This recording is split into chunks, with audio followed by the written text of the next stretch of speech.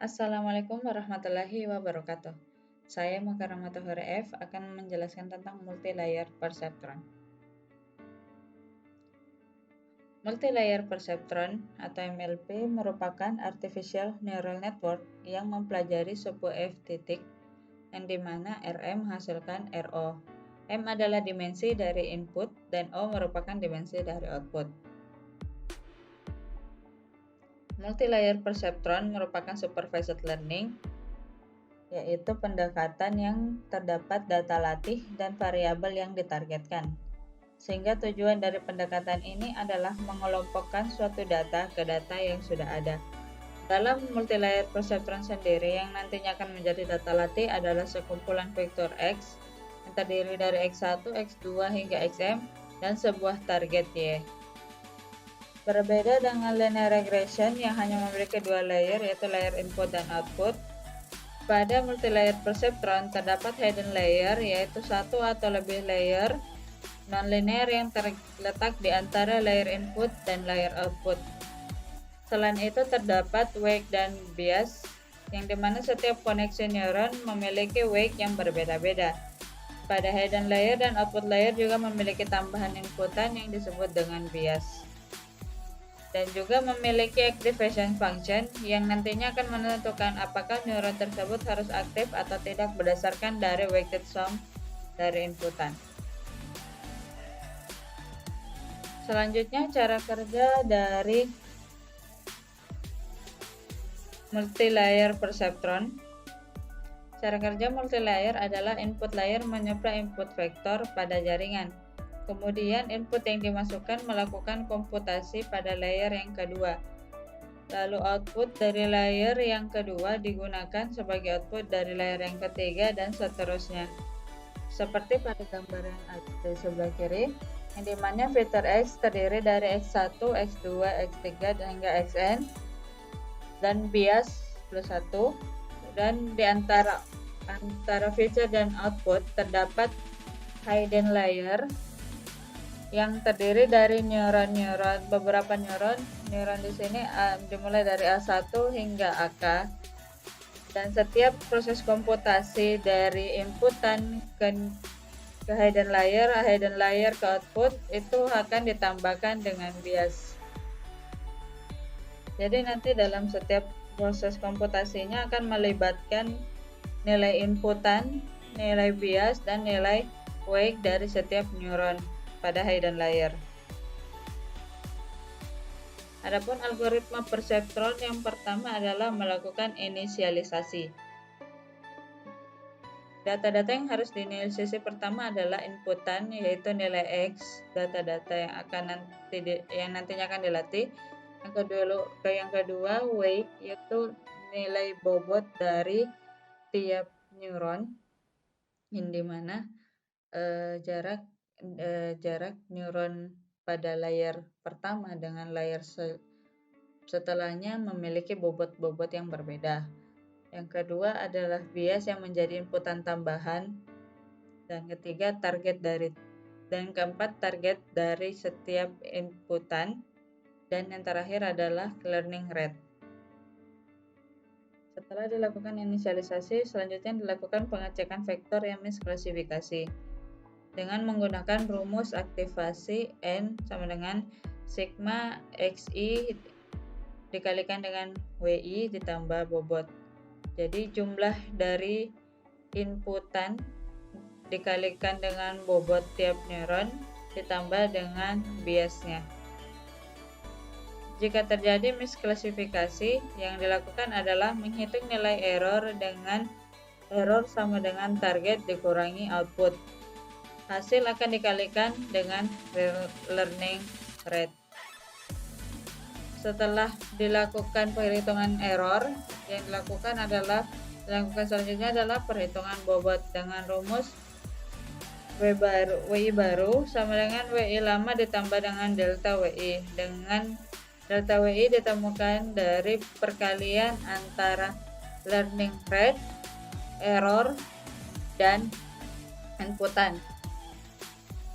Selain perubahan bobot, dilakukan juga perubahan bias dengan rumus bias baru sama dengan bias lama ditambah delta bias. yang dimana delta bias didapatkan dari perkalian antara error dengan learning rate. Perubahan bobot dan perubahan bias ini dilakukan dan hasilnya akan digunakan untuk proses komputasi selanjutnya, untuk data selanjutnya. Namun jika tidak terjadi misklasifikasi, tidak diperlukan perubahan bobot dan perubahan bias.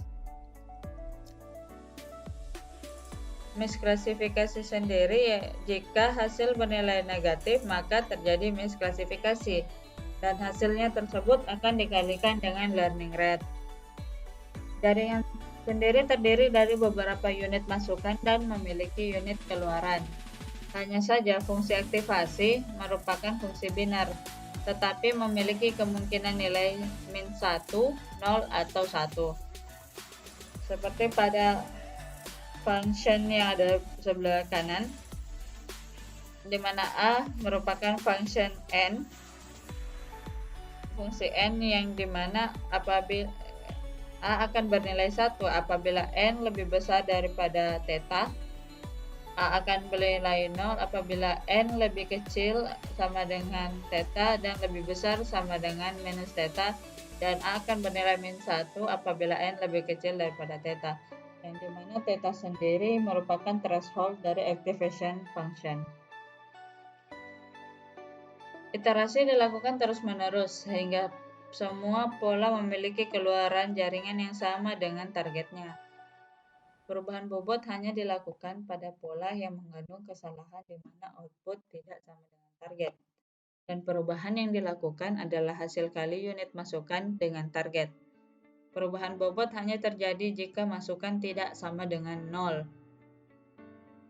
Maka dari itu apabila output yang dihasilkan dari rumus sebelumnya yang pada fungsi aktivasi itu sama dengan target, maka tidak diperlukan melakukan perubahan bobot dan perubahan bias. Maka untuk proses komputasi selanjutnya, pada data-data selanjutnya yang tetap digunakan, bobot dan bias yang tetap digunakan adalah bobot dan bias sebelumnya. Namun jika outputnya tidak sama dengan target, maka perlu dilakukan perubahan bobot dan perubahan bias. Proses tersebut akan terus berulang sampai dengan menemukan nilai loss yang tidak berubah atau telah mencapai batas iterasi.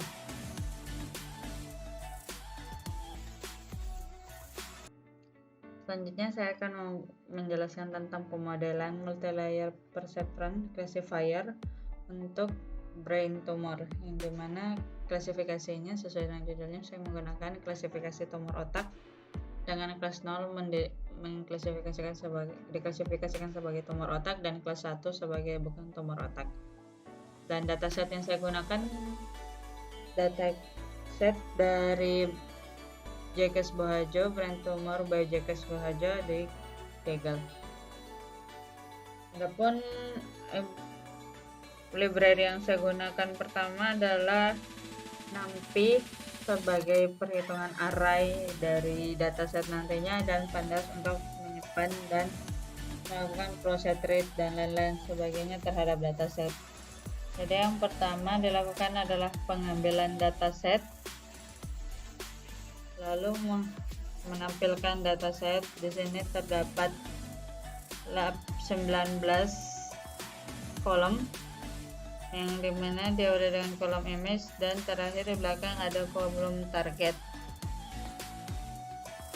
Karena kolom image tidak dibutuhkan, maka kita akan menghapus kolom image. Selanjutnya jika dihitung maka hasilnya adalah terdapat 1644 data dengan 18 kolom termasuk kolom target. Maka ada hasilnya setelah di drop seperti ini. Setelah itu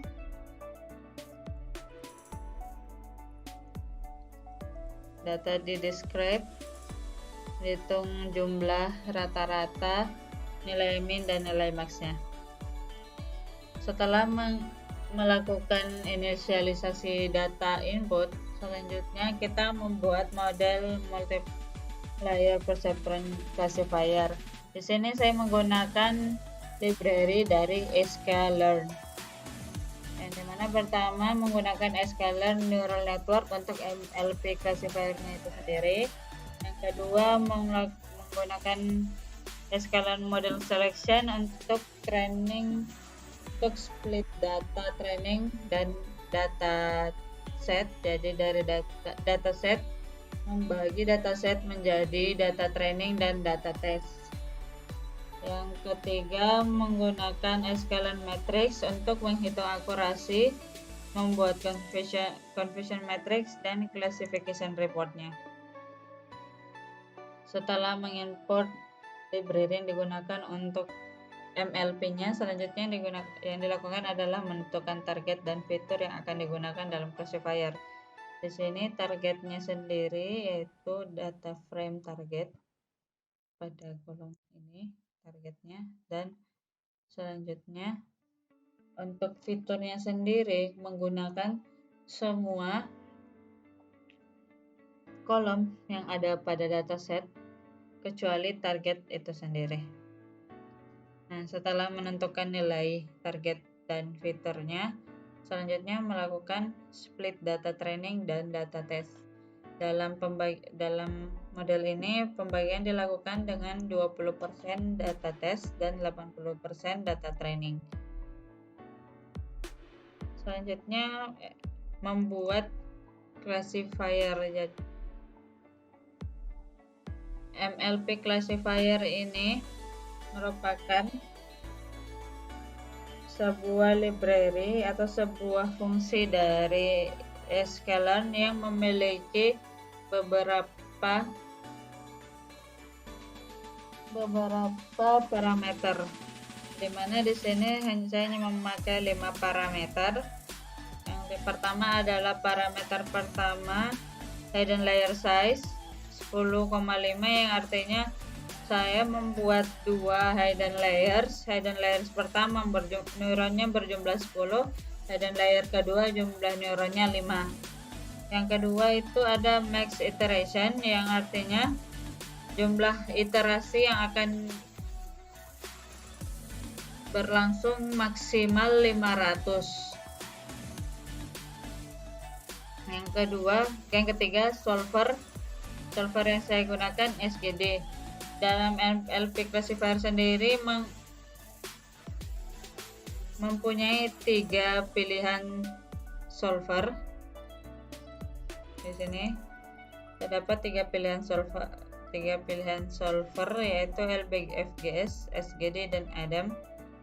Untuk defaultnya sendiri Adam, tapi dari segi komputasi dan lain-lain, SGD lebih baik daripada stochastic. SGD lebih baik dalam menemukan nilai optimal untuk rumus di dalam satu sel.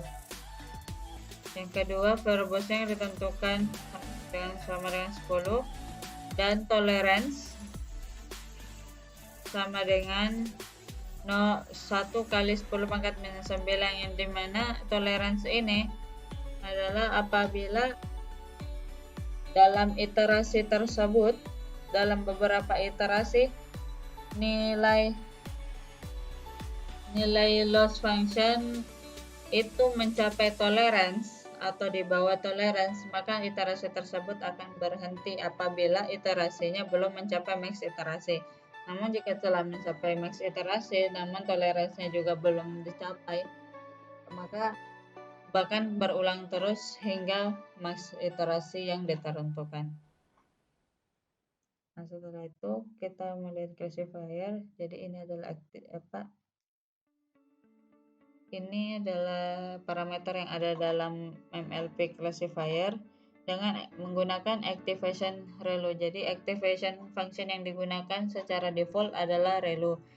Di sini terdapat 4 activation, cuman yang jadi Di antara keempatnya terbaik adalah ReLU karena dia linear unit function dengan nilai fx itu maksimal 0 sampai infinite atau 0 sampai x.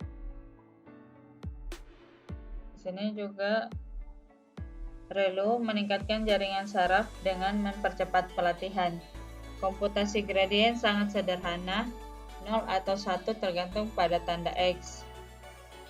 Juga langkah komputasi pada ReLU itu mudah. Setiap elemen negatif diatur ke 0,0 tanpa eksponensial, tidak ada operasi perkalian atau pembagian. Yang kedua, untuk learning rate-nya sendiri, learning rate di sini kita tidak menginputkan, saya tidak menginputkan, maka dia akan memakai default learning rate, yaitu memakai learning rate init 0,01 dengan random state untuk nilai awal wake dari tiap neuron dan nilai awal dari tiap bias nanti akan ditentukan menggunakan NP random karena tidak dimasukkan nilai random set-nya.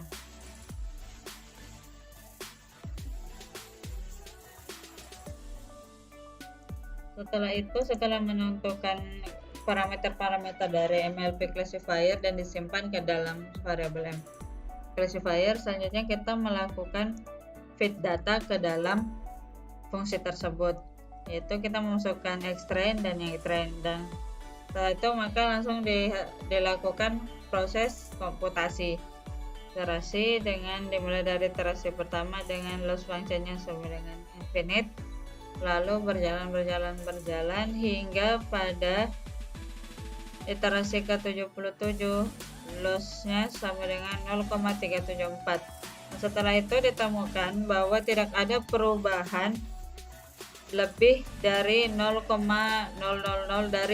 lebih dari toleransi yang ditentukan dalam 10 kali perulangan, maka sistem akan memberhentikan proses iterasi dan tidak mencapai 50 karena sudah tidak ada perubahan lebih dari nilai toleransi yang ditentukan sebelumnya. Nah, setelah itu kita melihat koefisien dari classifier yang sudah dilakukan atau melihat wake bobot dari setiap hidden layer. Nah, jadi di sini karena pada hidden layer pertama terdapat 10 layer, 10 neuron, maka ini adalah inisialisasi neuron pertama. Jadi ada 10 data, 10 bobot, dan ini adalah neuron terakhir dari hidden layer pertama. Begitu pula untuk hidden layer kedua, karena ada 5 neuron, maka di sini ada 5 inisialisasi inisiasi bobot pada neuron awal pada awal komputasi dari input, dan dari output hasil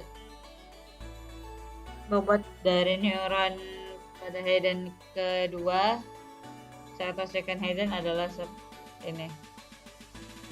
Setelah itu untuk biasnya,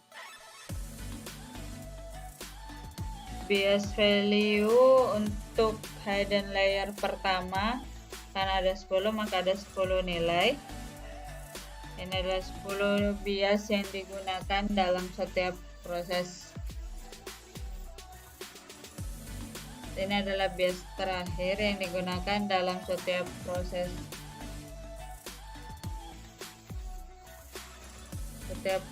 komputasi, dan ini adalah bias pada neuron second hidden layer. Setelah melihat koefisien atau bobotnya dan nilai bias dari setiap neuron, selanjutnya dilakukan proses prediksi dan evaluasi.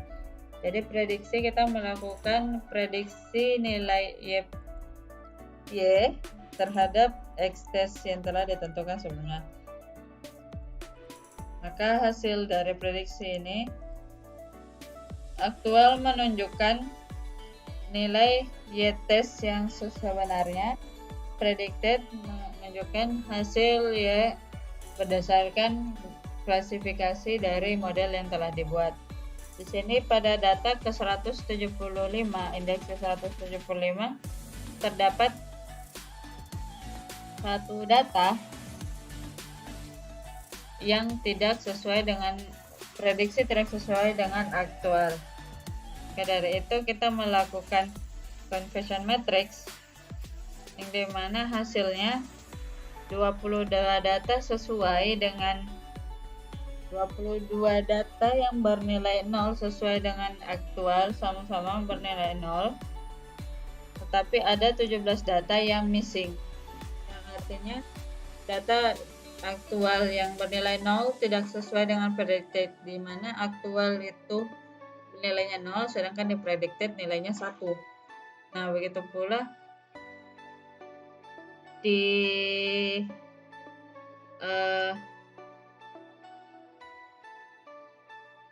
false positif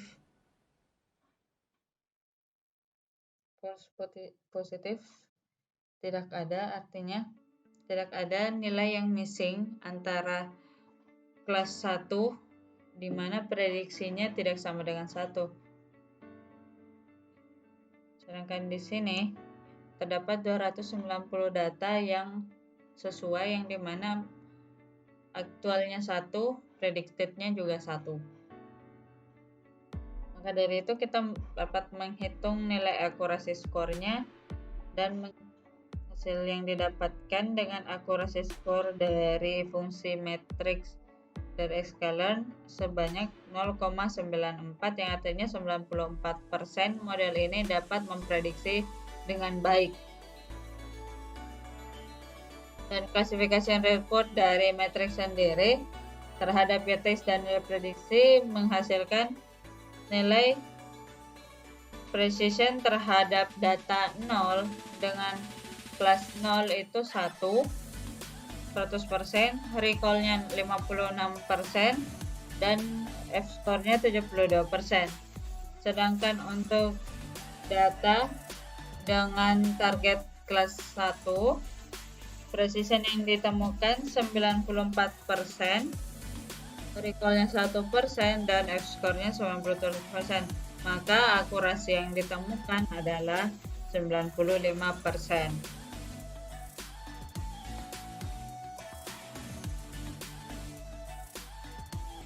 Ketidaksesuaian data ini bisa jadi terjadi karena dataset yang saya gunakan dataset antara kelas 0 atau kelas 0 dan kelas 1 itu tidak seimbang, yang dimana kelas 1 itu lebih banyak daripada kelas 0, sehingga mempengaruhi dalam proses training datanya. Untuk data yang mempunyai nilai sama dengan mempunyai target sama dengan 0 itu kurang, sehingga pembandingnya untuk pembelajaran terhadap datanya itu masih kurang. Makanya banyak data yang miss, beranggapan kalau target yang harusnya 0 itu malah masuk ke target, malah diprediksikan masuk ke target 1 karena data dari training lebih cenderung ke target 1 daripada target 0.